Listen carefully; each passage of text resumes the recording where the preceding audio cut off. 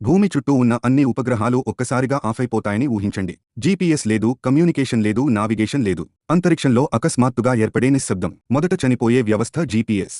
ప్రతి విమానం, నౌక, ట్రక్, ఎమర్జెన్సీ సర్వీస్ ఒక్క క్షణంలో నావిగేషన్ కోల్పోతాయి. వేల విమానాలు ఒక్కసారిగా గుడ్డిగా ఎగురుతుంటాయి. తర్వాత ప్రపంచ గడియారాలు వికృతమవుతాయి. గ్లోబల్ టైంని సరిచేసేది ఉపగ్రహాలే. బ్యాంకులు, స్టాక్ మార్కెట్లు, పవర్ గ్రిడ్లు, మొత్తం ఇంటర్నెట్ కూడా వాటిపైనే ఆధారపడతాయి. ఆ సంకేతాలు ఆగిపోతే పేమెంట్లు ఫెయిల్. లుస్టా, ఇంటర్నెట్ విభజన చెందుతుంది. తర్వాత వాతావరణం చీకటిలోకే. ఉపగ్రహ చిత్రాలు లేవు. స్టార్మ్ ట్రాకింగ్ లేదు. మానవజాతి పూర్తిగా వాతావరణం పట్ల అంధం అవుతుంది. కానీ అసలు భయం భూమి చుట్టూ ఉన్న కక్షలో మొదలవుతుంది. ఉపగ్రహాలు ఇక తేలుతాయి. ఒకదానితో ఒకటి ఢీకొంటాయి. అలా హైస్పీడ్ స్పేస్ డెబ్రిస్ కాస్కేడ్ మొదలవుతుంది. లో ఎర్త్ ఆర్బిట్ శతాబ్దాల పాటు ప్రమాదకరమైన మైన్ ఫీల్డ్ అవుతుంది. కొత్త ఉపగ్రహాలు లేవు. కొత్త రాకెట్లు లేవు. TV signals, military surveillance, early warning systems అన్నీ అంతం.